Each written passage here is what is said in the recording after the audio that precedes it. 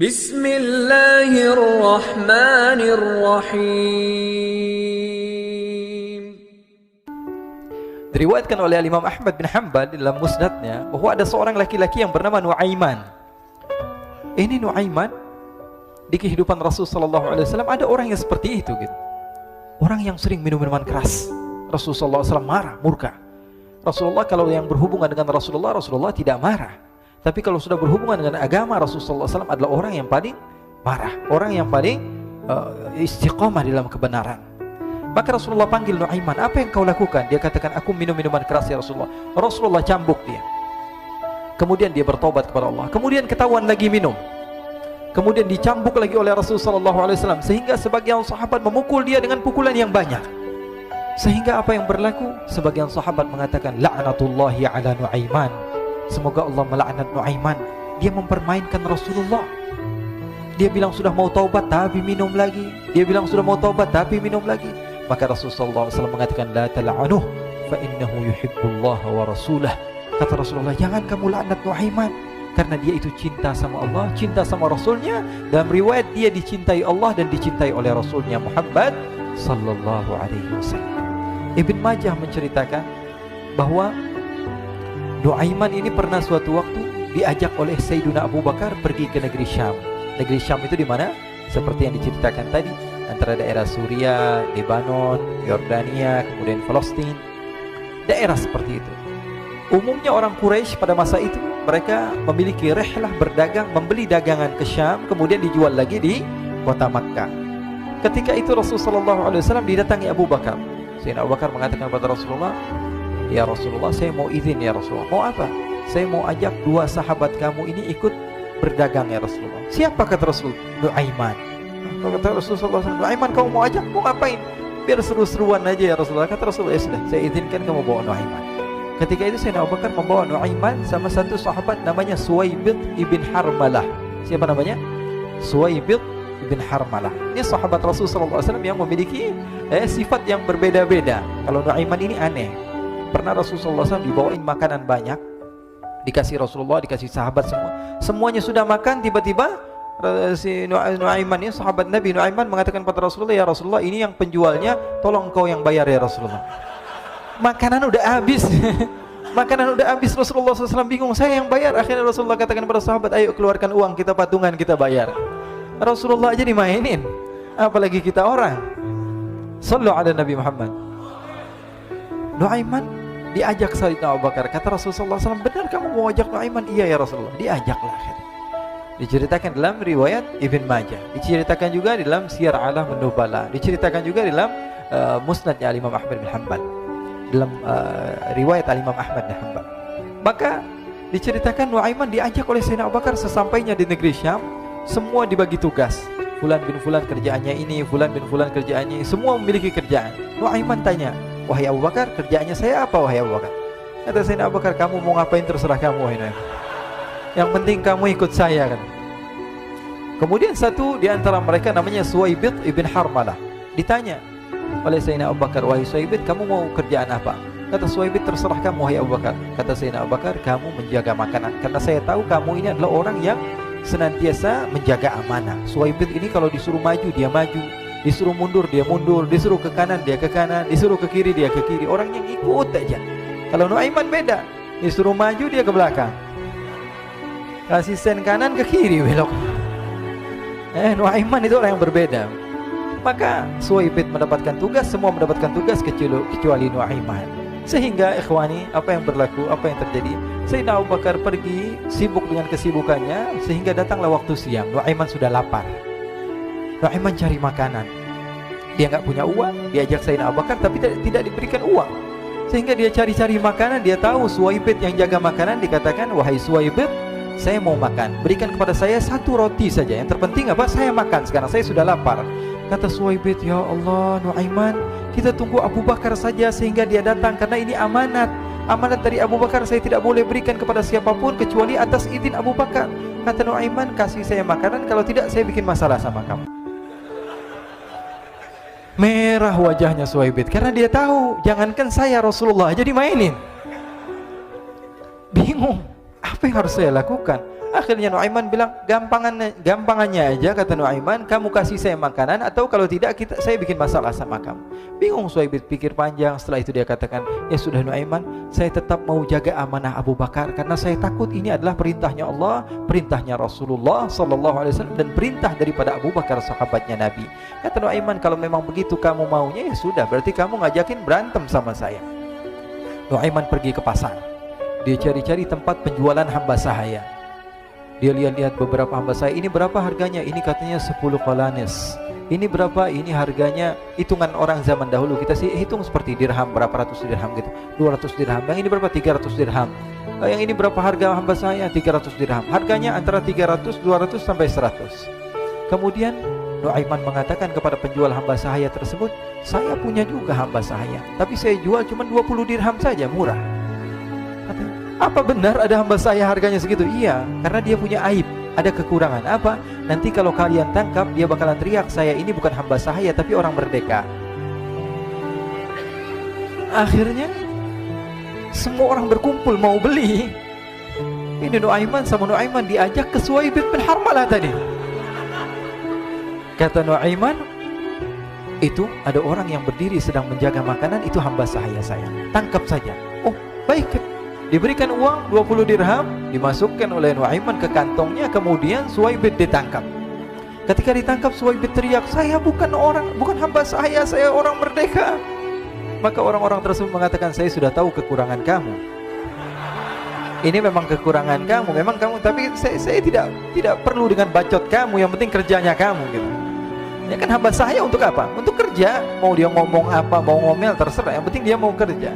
Akhirnya ditangkaplah Suhaib dan dijual di pasar. Nuaiman punya uang banyak ini. Dia beli makanan, dia beli minuman, dia beli hadiah buat Rasulullah. Dia beli macam-macam di negeri Syam ini. Waktu itu adalah superpower, adidaya Romawi.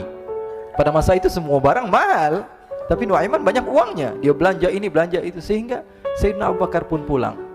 Ketika Sayyidina Abu Bakar pulang, Sayyidina Abu Bakar cari, mana ini Suhaib? Kita semua sudah lapar. Kata Nuaiman dengan mudahnya dia mengatakan, sudah saya jual wahai Abu Bakar. Maka Sayyidina Abu Bakar bertanya, apa yang kau lakukan wahai Nuaiman? Diceritakan oleh Nuaiman dengan jujur. Nuaiman ini orangnya apa adanya, tapi nyusahin. Saya jual. Akhirnya dibawa oleh Nuaiman, Sayyidina Abu Bakar pergi ke mana? Ke pasar. Lalu dibeli lagi oleh Sayyidina Abu Bakar As-Siddiq, Suhaib yang tadinya orang merdeka menjadi hamba sahaya sebentar, kemudian dibeli lagi oleh Sayyidina Abu Bakar. Pulang ke Madinah, kisah ini diceritakan di hadapan Rasulullah SAW. Maka perawi mengatakan, fadhahikan nabiyyu hatta badat nawajiduhu. Ketika diceritakan kisah Nuaiman tersebut dengan Suhaib, Rasulullah tertawa sejadi-jadinya sehingga gigi geraham Rasulullah SAW nampak di wajah mata para sahabat. Sehingga perawi lain mengatakan, 1 tahun berlalu Rasulullah setiap ada tamu yang datang pada Rasulullah akan ceritakan kisah Nuaiman menjual Suhaib tersebut. Jadi ada ikhwani, jangan kalian kira Rasulullah SAW itu hidup di satu masa sahabat-sahabatnya itu seperti ustadz-ustadz yang khusyuk, yang kayak Habib bin Anis ini banyak. Bahkan ikhwani, mungkin di akhir karena masanya sudah habis, pernah suatu waktu Rasulullah SAW didatangi asyraf, delegasi dari beberapa negara yang ingin mengenal apa itu agama Islam. Sehingga mereka datang ke rumah Rasulullah SAW membawa unta, kendaraan yang ketika itu kendaraan yang paling mahal mereka miliki. Itu untanya yang paling mewah. Diikat di depan rumah Rasulullah SAW. Tamunya pun masuk, duduk bersama Rasulullah SAW. Di depan rumah Rasulullah SAW ada beberapa sahabat. Ada Sayyiduna Hamzah. Kalian tahu Sayyidina Hamzah adalah orang yang pemberani. Ada Sayyiduna Umar. Kalian tahu Sayyidina Umar adalah orang yang pemberani. Ada Sayyiduna Ali bin Abi Thalib. Ada Sayyiduna Sa'ad bin Abi Waqqas. 4 sahabat ini lagi nongkrong gitu depan rumahnya Rasulullah SAW, berjaga sebelum Allah Subhanahu wa ta'ala turunkan ayat wallahu ya'simuka minan nas. Ketika mereka sedang asyik duduk, tiba-tiba Nuaiman datang. Ini Nuaiman kalau datang pasti bikin sesuatu yang aneh. Bahkan dikatakan tidaklah Rasulullah SAW dalam keadaan bersedih, kecuali Nuaiman datang Rasulullah akan tersenyum. Jadi sebagian sahabat itu senang kalau sudah Nuaiman datang, pasti Rasulullah bahagia. Tapi ketika itu Nuaiman datang, ingin duduk bareng-bareng Sayyidina Hamzah. Sayyidina Hamzah katakan kepada Nuaiman, bercanda begitu, Nuaiman, kamu lihat unta orang datang dari luar Arab ini. Lihat, kata Nuaiman, ini besar banget, ini badannya besar gitu, dagingnya pasti banyak. Iya, ini kalau kita sate enak nih ntar malam, kata Nuaiman. Kata Sayyidina Hamzah, apakah kamu berani? Kata Nuaiman, saya berani aja asal kalian gak bilang sama Rasulullah. Kata Sayyidina Hamzah, benar wahai Nuaiman, benar kan? Akhirnya Sayyidina Hamzah lupa masalah itu, cuma bercanda-bercanda saja. Sayyidina Hamzah lagi asik sama Sayyidina Umar, Sayyidina Ali. Tiba-tiba apa? Ternyata ketika dia melihat unta tersebut sudah pisah antara kepala sama badannya. Nuaiman mengatakan, wahai Hamzah, ini unta saya sudah potong, saya mau pergi sebentar. Kalau Rasulullah cari saya, tolong jangan beritahu di mana saya. Nanti kalau keadaan sudah aman, mari kita nyate bareng-barengan. Ini ada yang seperti itu di zaman Rasulullah SAW. Maka dia pun berlari dan berlari mencari satu tempat supaya Rasulullah SAW dia selamat daripada Rasulullah SAW. Sehingga Sayyidina Hamzah bingung, ini kalau Rasulullah keluar gimana? Ada Hamzah Asadullah, ada Ali bin Abi Thalib, ada Umar, gak bisa jaga kendaraannya, tamunya Rasulullah SAW. Akhirnya benar apa yang terjadi, ikhwani. Rasulullah SAW tamunya mau pulang. Ketika dia buka pintu tamu, melihat apa? Untanya sudah begitu. Mereka teriak, wa naqata, unta kami wahai Muhammad. Baru mau kenal Islam, unta kami, kendaraan kami sudah dibawa. Rasulullah SAW lihat Sayyidina Hamzah, lihat Sayyidina Ali. Mereka gak bisa ngomong, mereka hanya bilang apa? Nuaiman ya Rasulullah. Rasulullah perintahkan Sayyidina Umar, wahai Umar, sekarang kamu ambil uang, kemudian kamu gantikan, kemudian kamu berikan 2 kali lipat daripada harta unta ini, sehingga apa? Agama Islam tidak didengar dengan sesuatu yang tidak baik di luar sana. Akhirnya diberikan harta, diberikan unta yang baru dan diberikan harta yang lebih untuk orang tersebut, sehingga orang tersebut tidak menjelek-jelekan agama Islam. Kata Rasulullah SAW, dan sekarang waktunya kita balas dendam sama Nuaiman. Nuaiman ternyata berlari tempat yang jauh sampai hampir keluar dari kota Madinah. Dia dapatkan seorang sahabat Nabi yang hadir juga dalam peperangan Badar, namanya Al-Miqdad bin Al-Aswad. Siapa namanya? Al-Miqdad bin Al-Aswad ketika itu sedang menggali sumur. Ketika sedang menggali sumur, Nuaiman datang. Nuaiman katakan kepada Miqdad, wahai Miqdad, wahai sahabat Rasul, kamu orang yang hadir dalam peperangan Badar, kamu adalah orang yang hebat. Dipuji-puji sama Nuaiman. Ada maunya ini. Akhirnya dia bilang, wahai Miqdad, tolong saya. Kenapa wahai Nuaiman? Kamu ini kekasihnya Rasulullah, orang yang disayang sama Rasulullah. Kenapa? Saya ini sedang dikejar-kejar orang jahat. Tolong selamatkan saya. Saya pengen masuk ke dalam sumur, boleh atau tidak? Kata Miqdad, siapa yang mengejar kamu? Pokoknya saya dikejar sama orang-orang. Kamu mau atau tidak selamatkan saya? Ya sudah, selagi kamu itu adalah sahabat Nabi, silahkan kamu masuk. Masuk akhirnya Nuaiman ke dalam sumur tersebut. Lalu Nuaiman mengatakan, wahai Miqdad, dia keluar lagi. Nanti kalau ada yang cari saya, tolong jangan beritahu saya di dalam sumur ya. Kata Miqdad, baiklah. Kata Nuaiman, siapapun yang bertanya tentang saya, kamu tidak akan kasih tahu. Iya, kan? Walaupun Rasulullah yang tanya saya. Katanya, enggak mungkin Rasulullah datang ke tempat sejauh ini. Iya, walaupun Rasulullah. Akhirnya masuk Nuaiman. Setelah beberapa menit, Rasulullah dan rombongan benar datang. Miqdad bingung ini. Ini kenapa Rasulullah datang ke RW kami ini? Ada apa ini Rasulullah sampai sejauh ini?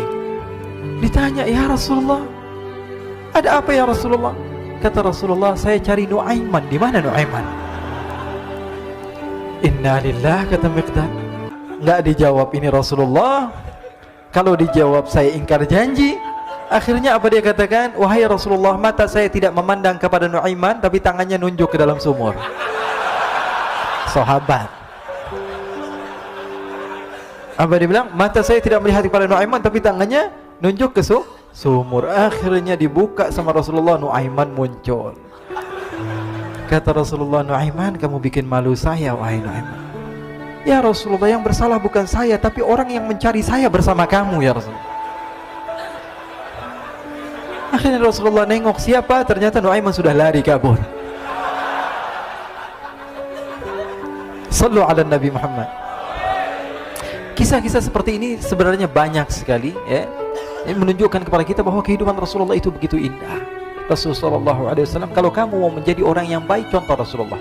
Mau menjadi bapak yang baik, contoh Rasulullah. Mau menjadi pemimpin peperangan yang baik, Rasulullah. Mau menjadi murid yang terbaik, contoh Rasulullah. Bagaimana akhlak Rasulullah. Mau menjadi suami yang baik, contoh Rasulullah. Dalam segala hal, apapun itu, Rasulullah SAW adalah makhluk yang paling terbaik.